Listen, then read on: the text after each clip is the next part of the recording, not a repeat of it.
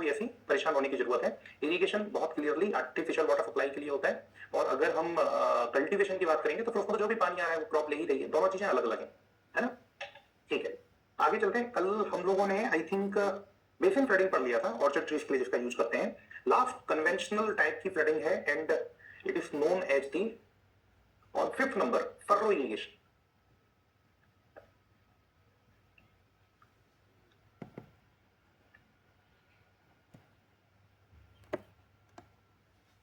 On fifth number it is the furrow irrigation.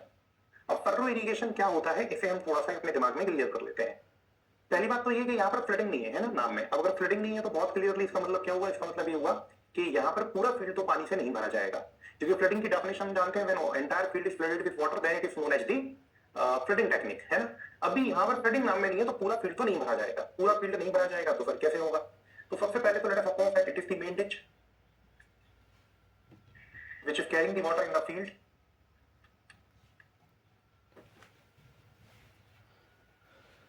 ये हमारी main ditch है जो फील्ड में पानी लेकर के आ रही है। अब हम फील्ड के अंदर क्या करते हैं सर, हम फील्ड के अंदर ट्रेंचेस खोदते हैं।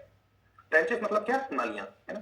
तो ये हमने एक ट्रेंच खोदी फील्ड के अंदर, एक पर्टिकुलर डिस्टेंस पे जाकर के हमने दूसरी ट्रेंच खोदी, एक पर्टिकुलर डिस्टेंस पे जाकर के हमने तीसरी ट्रेंच खोदी। तो हमने अपनी फील्ड के अंदर कुछ नालियां खोदी, है ना। और ये जो मेन डिच पे पानी होता है ये इनमें डाइवर्ट हो जाता है, मेन डिच पे पानी इनमें सप्लाई होता है, यहाँ पर ओपन है ना। तो पानी मेन डिच पे इनमें सप्लाई हो रहा है, getting my point out. The water is coming in these trenches from the main ditch. दूसरे एंड पर ये बंद होती है, बंद होती है मतलब ये इसका क्लोज्ड एंड है, पानी यहां से बाहर नहीं जा सकता, है ना। It is the closed end. तो पानी क्या आएगा, इन डिचेस में आएगा और इन डिचेस में आकर के फाइनली भर जाएगा, यहां पर आकर के पानी इकट्ठा हो जाए। Getting me point out. पानी यहां आएगा और फाइनली यहां पर आकर के पानी इकट्ठा हो जाएगा, ठीक है, पानी यहां पर भर जाएगा।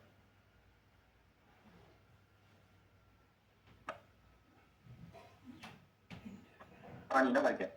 अब हम क्या करते हैं, इन मेन डिचेस के बीच में, है ना, हम क्रॉप ग्रो करते हैं। इन मेन डिचेस के बीच में हम अपनी क्रॉप ग्रो करते हैं, like that.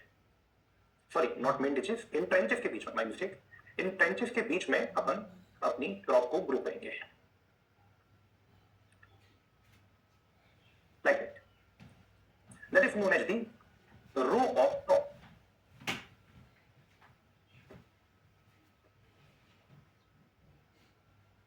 That is known as the row of crop.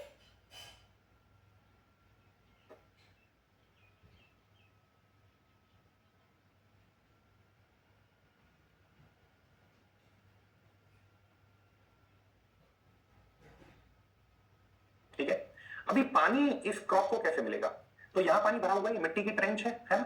इस मिट्टी की ट्रेंच में से पानी दोनों साइड एब्जॉर्ब होगा, गेटिंग माय पॉइंट आउट। और दोनों साइड्स में एब्जॉर्ब होकर के पानी, दोनों साइड्स में एब्जॉर्ब होकर के ये जो पानी है ये पानी रूट जोन में पहुंच जाएगा। तो यहां से पानी, है ना, इस ट्रेंच में से पानी इस रूट जोन में एब्जॉर्ब हो रहा है। कैसे एब्जॉर्ब हो रहा है मैं बता रहा हूं थोड़ी देर में, तो पेशेंस रखिए, है ना। पानी इस तरीके से एब्जॉर्ब होगा और एब्जॉर्ब होकर के पानी यहां रूट जोन में पहुंच जाएगा, ठीक है। It is what, it is absorption of water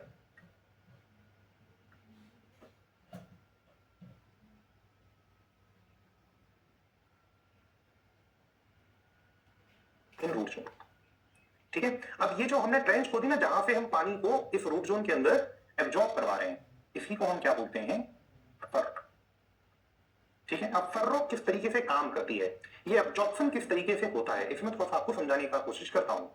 तो बोर्ड पे ध्यान से देखेंगे, मैं इसका एक क्रॉस सेक्शन ले रहा हूं, मैं इसका कौन सा क्रॉस सेक्शन ले रहा हूं, let us suppose that I am considering that particular cross section of the furrow. मैं इसका ये वाला क्रॉस सेक्शन ले रहा हूं, ए डैश। समझेंगे इसको मैं कैसे ले रहा हूं, है ना। ये ए है और मान के चलिए ये ए डैश है ना। तो मैं यहां से कट कर रहा हूं और यहां से देख रहा हूं, क्रॉस सेक्शन मतलब समझ में आता है, यहां से कट कर रहा हूं और यहां से देख रहा हूं। तो दो फर्रो दिखेंगी और उनके बीच की क्रॉप दिखेगी, ठीक है। तो जो सेक्शन ए डैश है वो बच्चों कैसा दिखेगा,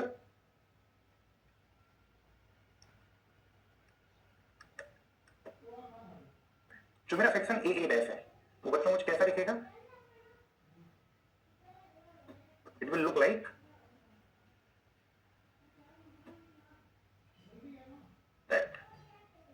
सा देखिएगा, ये 2 फर्रो है और बीच में एक क्रॉप लगी हुई है। इन फर्रोस में सपोज दैट पानी भरा हुआ है इस तरीके से,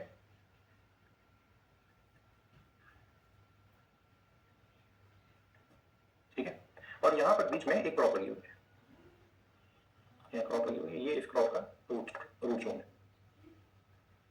ठीक है, डन। अभी क्या होता है, इसके आसपास मिट्टी है, ये फर्रो पानी भरा हुआ है, इसके आसपास मिट्टी है, अभी पानी धीरे धीरे धीरे धीरे इस मिट्टी में एब्जॉर्ब होना चालू हो जाता है। It is not seepage, it is not infiltration, it is nothing like that. Seepage और इन्फिल्ट्रेशन में क्या डिफरेंसेस होते हैं हम आगे देखेंगे इन द ड्यू कोर्स, मैं आपको बताऊंगा, चेक में मत लिखिए, भी मैं बताऊंगा, जब जरूरत होगी तो मैं बताऊंगा आपको, है ना। सीपेज तो बहुत ध्यान से पढ़ेंगे क्योंकि हमें थ्योरी ऑफ सीपेज पढ़ना है लास्ट के चैप्टर्स में जाकर के। तो ये क्या होता है कि पानी आसपास की सॉइल में एब्जॉर्ब हो जाता है like that, it is absorption of water, है ना। केवल ये पानी आसपास की सॉइल के अंदर एब्जॉर्ब हो जाता है। एब्जॉर्ब मतलब आसपास की सॉइल के वॉइड्स में जाने लगता है और उसको क्या कर देता है, सैचुरेट कर देता है। Getting my point or not. तो ये पानी इस तरीके से अपने आसपास की जो सॉइल है उस सॉइल के अंदर जाकर के उसको सैचुरेट करना चालू कर देता है लाइक दैट।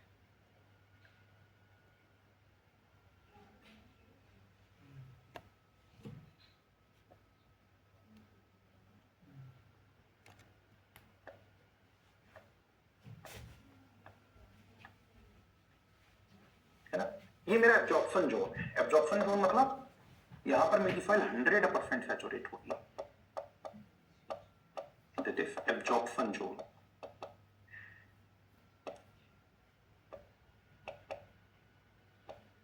एब्जॉर्प्शन जोन मतलब यहां पर मेरा 100% सैचुरेशन आ रहा है। 100% सैचुरेशन मतलब all the voids are filled with water. अब क्या होता है बच्चों, ये जो सॉइल है ना, अगर यहाँ पर सॉइल 100% सैचुरेट हो गई तो पानी क्या करेगा बच्चों, पानी इस पर्टिकुलर सॉइल के ऊपर कैपिलरी राइज देना चालू कर देगा। Getting my point out, it is the capillary rise of water, it is the capillary rise of water. और एक कैपिलरी राइज ऑफ वाटर कहां पहुंचेगा, रूट जोन के अंदर, और हमारी जो क्रॉप होगी उसकी रूट इस कैपिलरी वाटर को ऊपर की तरफ एक्सट्रैक्ट कर लेगी। That is what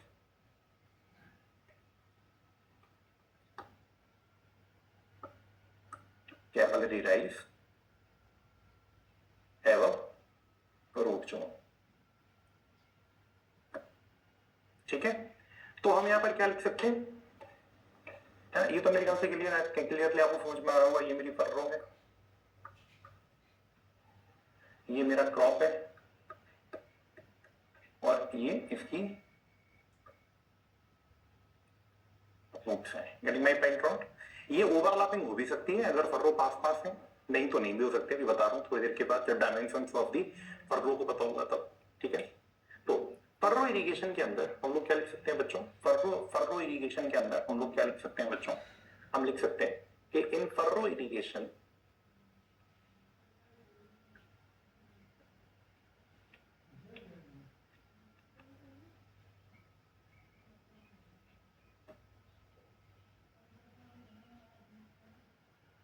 earthen trenches are excavated in the field and filled with water.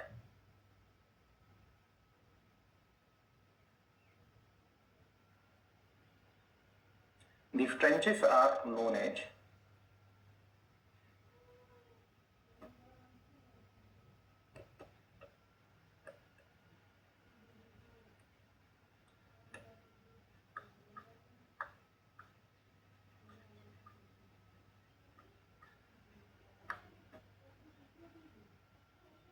furrows. इन्हीं ट्रेंचेस को हम क्या नाम दे रहे हैं, इन्हीं ट्रेंचेस को हम नाम दे रहे हैं फर्रोस, ठीक है ना। और क्या लिख सकते हैं हम यहाँ पर, इसका हम यहाँ पर लिख सकते हैं कि the crops are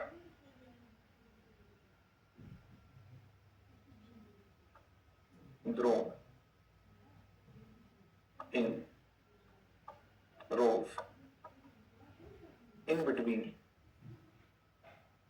furrows water from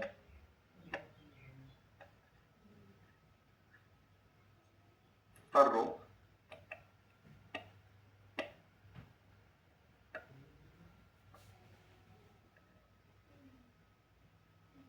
is absorbed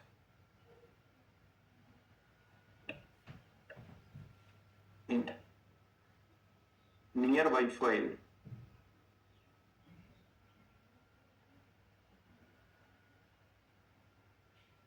creating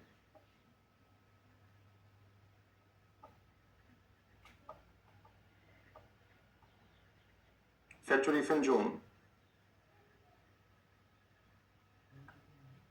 above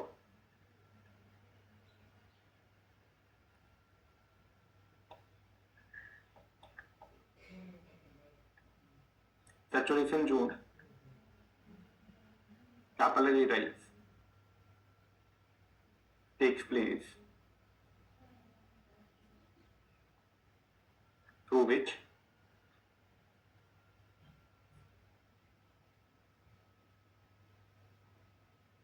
water is extracted by roots. So that is the furrow irrigation. ये उसका बेसिक इंट्रोडक्शन हुआ है ना, तो इसको थोड़ा सा लिख लेते हैं, उसके बाद फिर हम आगे चलेंगे। ठीक है, इस डायग्राम को पहले बना लीजिए और इसको लिख लीजिए, फिर मैं आपको दूसरा वाला डायग्राम बता देता हूँ, है ना।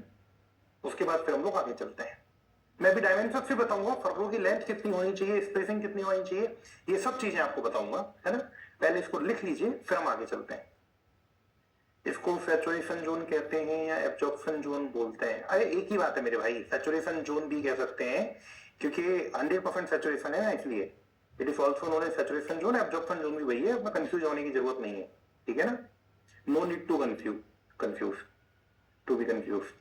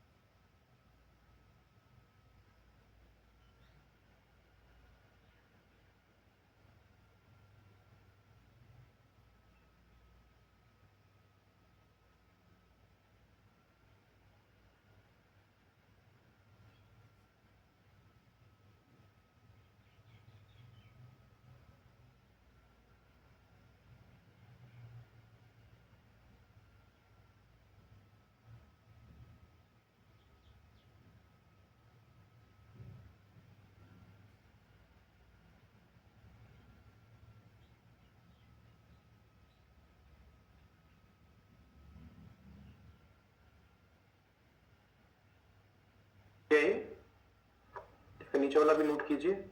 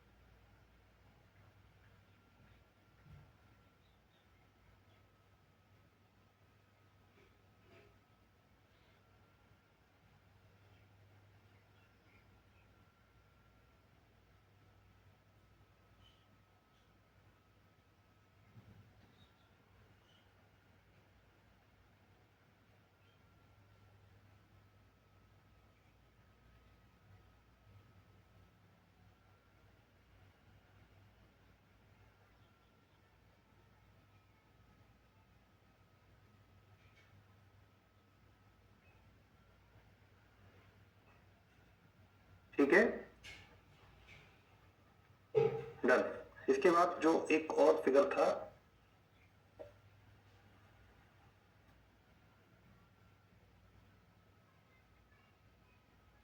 इसको भी नोट करेंगे। इसका हम डायमेंशन ऑफ फर्रो के ऊपर जाएंगे।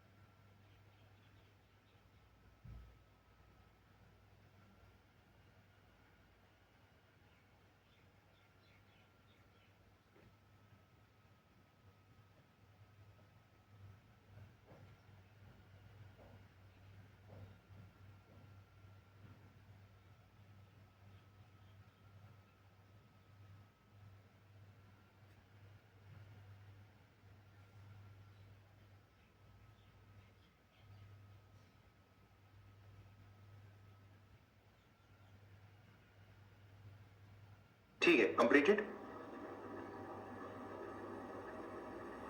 इसके बाद हम देखते हैं डायमेंशंस ऑफ फर्रो।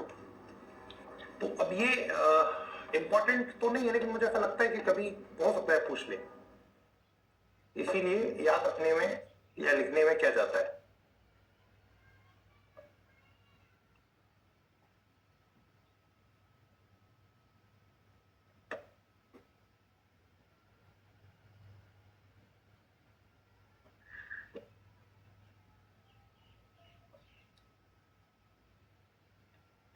देखिए, इन डायमेंशंस ऑफ फर्रो पहले तो उसकी क्रॉस सेक्शनल डायमेंशंस देख लेते हैं। सपोज दैट एक फर्रो है इस तरीके से, ना? तो उस फर्रो के अंदर कुछ पानी भरा हुआ होगा, लाइक दैट।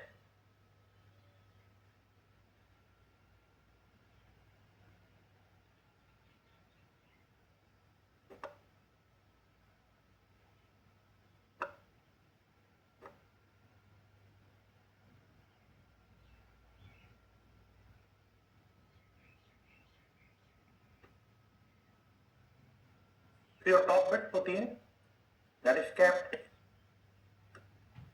20 to 30 centimetre. जो बॉटम विड्थ होती है, that is capped 100 to 10 to 15 centimetre. इसके अंदर जो पानी की डेप्थ भरी हुई होती है, that is capped up to 20 centimeter depending on the requirement of the crop, and the depth is kept as the up to 30 centimeter।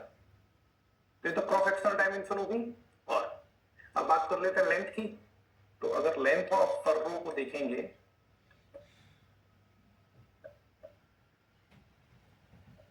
तो अगर आपके पास क्ले सॉइल है, क्ले, तो length remains up to 300 metre. अगर हमारे पास sand soil है तो in sand soil it remains up to 150 metre, इसका जस्ट आधा होता है। अगर हम स्पेसिंग की बात करेंगे, मतलब स्पेसिंग मतलब स्पेसिंग समझ रहे हैं ना, स्पेसिंग बिटवीन फर्रोज, स्पेसिंग का मतलब समझ रहे हैं ना, ये जो स्पेसिंग है ना, ये दो फर्रों के बीच में ये जो स्पेसिंग है इसकी बात कर रहे हैं, जहां पर हमको क्या लगानी है, क्रॉप लगानी है, ठीक है ना। तो अगर स्पेसिंग की बात करेंगे तो अगर हमारे पास क्ले है तो क्ले के अंदर हम 75 सेंटीमीटर से 150 सेंटीमीटर तक रखते हैं, और अगर हमारे पास सैंड है तो सैंड के अंदर हम 30 सेंटीमीटर से 60 सेंटीमीटर तक रखते हैं। Please right it up.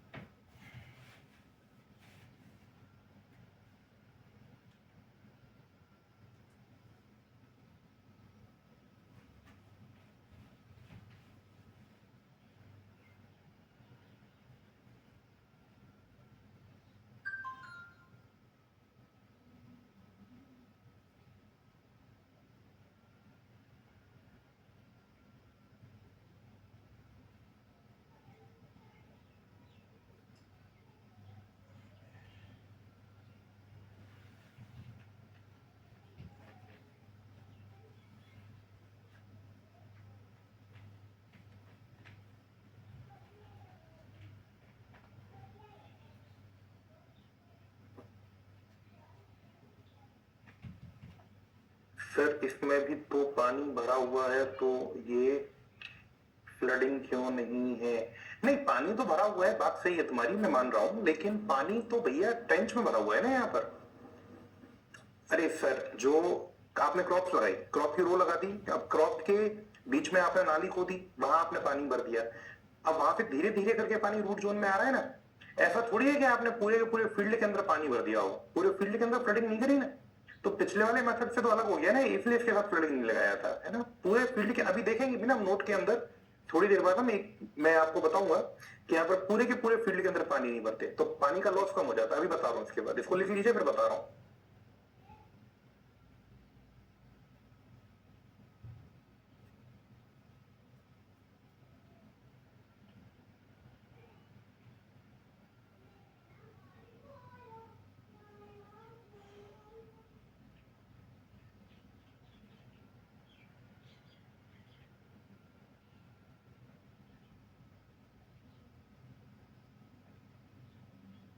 हो गया ये कंप्लीट?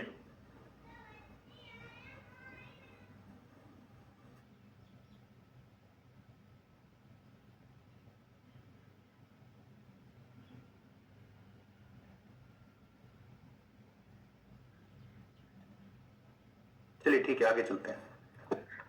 अभी छोटा सा नोट पढ़ते हैं।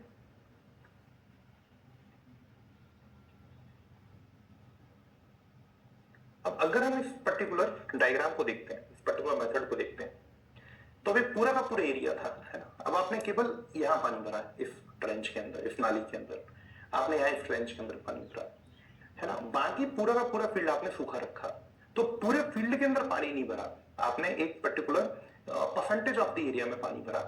तो जो पानी का लॉस होता था फील्ड से, वो ज्यादा होगा कि कम होगा?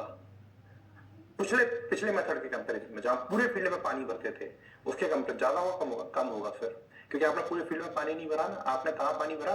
केवल आपने ट्रेंच के अंदर पानी भरा, फिर पानी अब्जॉर्प्शन करके रूट जोन में जा रहा है, तो लॉस कम हो जाएगा। कितना लॉस कम हो जाएगा? जितना परसेंटेज आपने पानी कम भरा है, जितना परसेंटेज आपने पानी कम भरा है, उतना ही लॉस यहाँ पर कम हो जाएगा। ठीक है, डन। तो एक छोटा सा नोट लिखेंगे,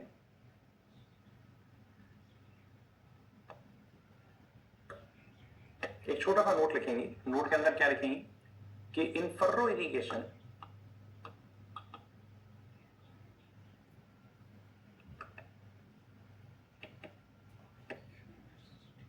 only 1/5 to 1/2 of the field area is filled with water as compared to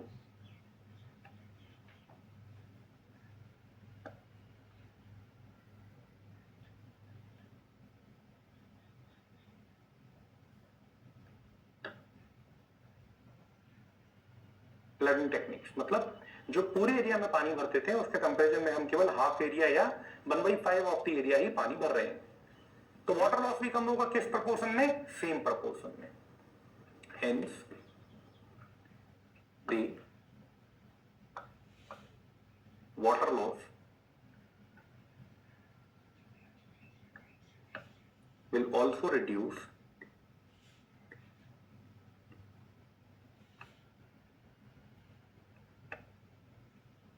in same proportion। जो पानी का लॉस है वो भी सेम प्रोपोर्शन में कम हो जाएगा। ठीक है, मतलब जो लॉस पानी का फ्लडिंग मेथड में होता था उसका केवल 1/2 to 1/5 ही लॉस अब यहां पर होगा, क्योंकि एरिया कम यहां पर हमारा गीला हुआ है। ठीक है ना, इसको लिख लीजिए, इंपॉर्टेंट लाइन है, ये कई बार पूछी भी गई है ना।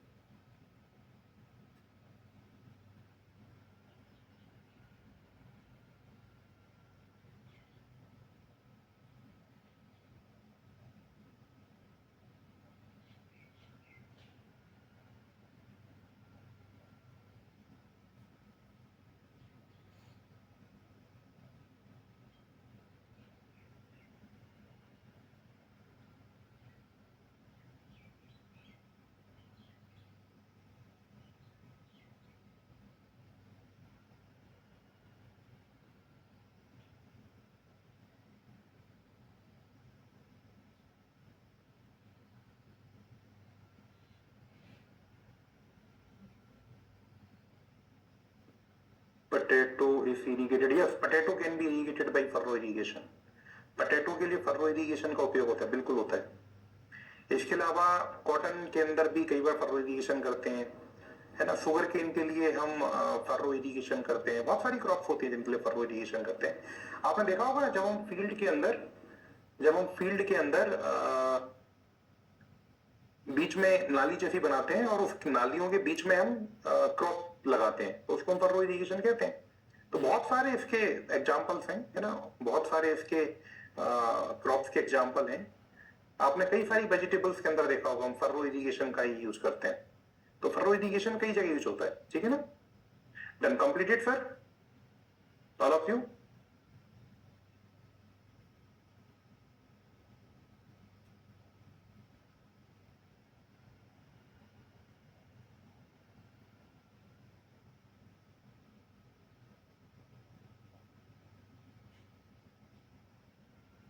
ठीक है, आगे चलते हैं।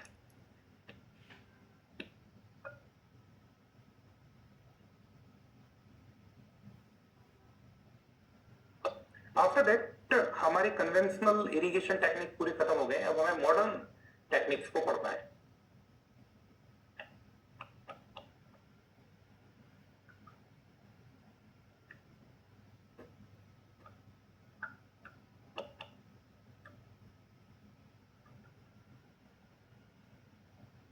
ठीक है ना, मॉडर्न टेक्निक्स के अंदर दो चीजें थी। पहला क्या था? Sprinkler irrigation.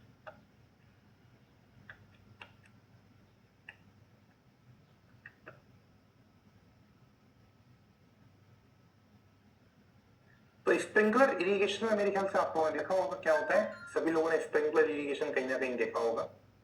स्प्रिंकलर इरिगेशन के अंदर क्या होता है, एक पाइपलाइन होती है, उसके थ्रू हम पानी लेकर के आते हैं लाइक दैट, और उस पाइपलाइन के ऊपर एक रोटेटरी हेड लगा हुआ होता है जो कंटिन्यूअसली घूमता रहता है। जो कंटिन्यूसली घूमता रहता है, और इस रोटेटरी हेड के ऊपर नोजल्स लगे हुए होते हैं जिनसे एक स्प्रे निकल रहा होता है।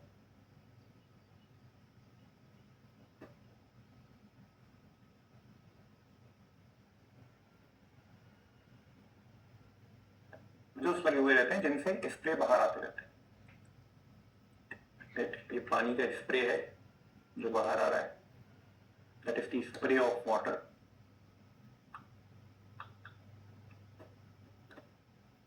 ये मेरा रोटेटरी हेड है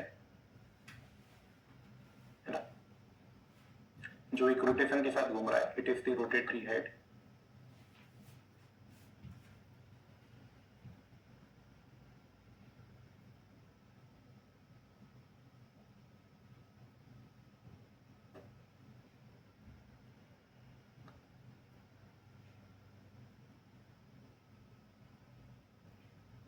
ये हमारे स्प्रे नोजल्स हैं जिनसे पानी स्प्रे के फॉर्म में बाहर आता है,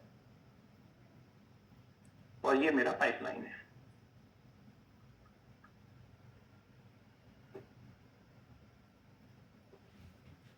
जो मिट्टी के ऊपर बाहर निकला हुआ होता है, ये रोटरी हेड घूमता रहता है और स्प्रे चारों तरफ आर्टिफिशियल रेनफॉल के फॉर्म में इस फील्ड के ऊपर अप्लाई होता रहता है। Getting my point or not?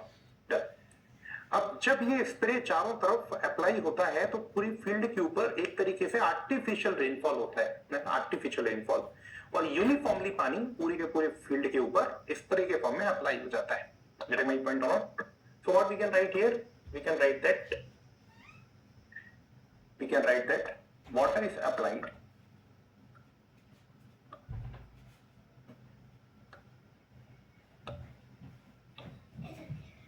over the field uniformly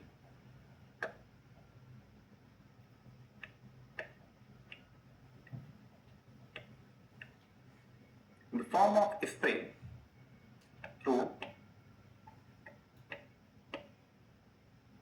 spray nodules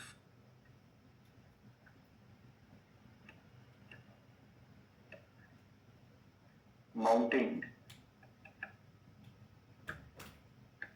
on a rotatory head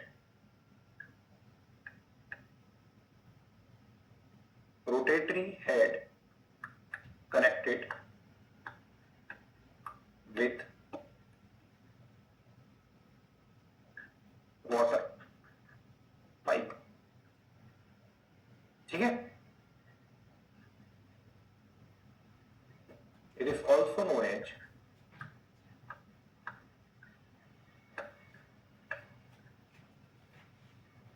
artificial rain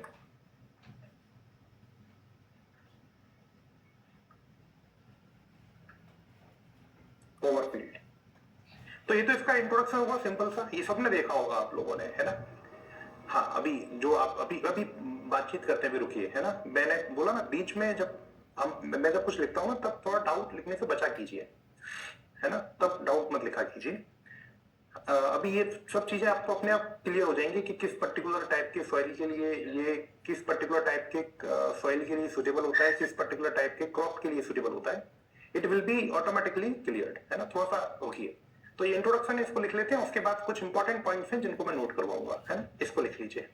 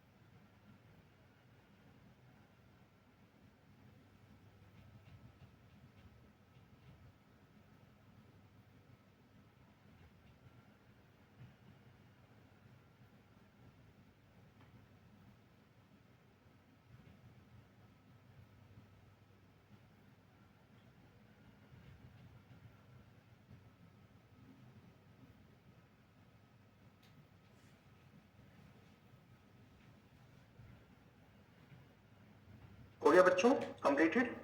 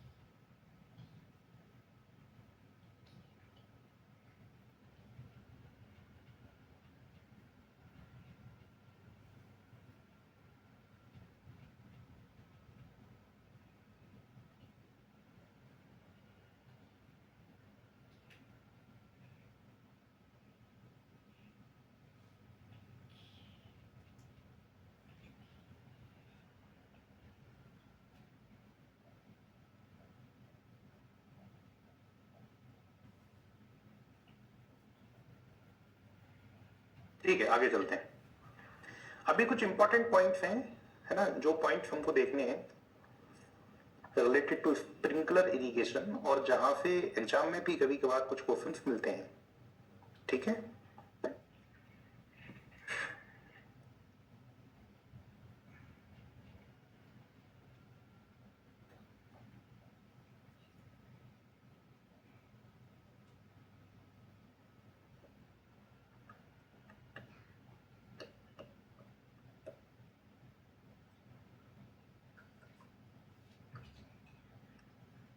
important point.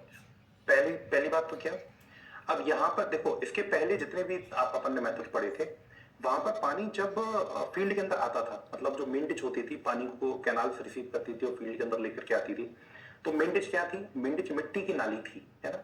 अब मिट्टी की नाली अगर पानी को लेकर के आएगी, अगर मिट्टी की नाली पानी को लेकर के आएगी, तो पानी क्या होगा, उस नाली में से कंटिन्यूसली लॉस करता रहेगा। चारों तरफ मिट्टी है ना, तो वो पानी क्या होगा, इन्फिल्ट्रेशन में लॉस कर जाएगा, सीपेज में लॉस कर जाएगा। Getting my point not? क्योंकि मिट्टी की नाली के थ्रू आ रहा है। यहां पानी किसके थ्रू आ रहा है? यहां पर पानी आ रहा है पाइपलाइन के थ्रू।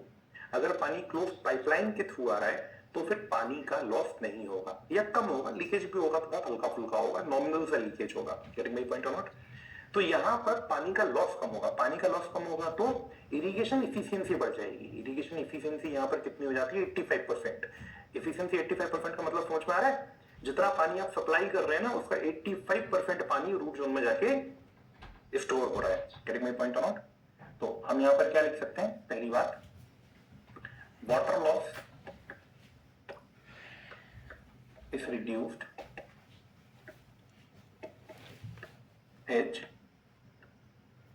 water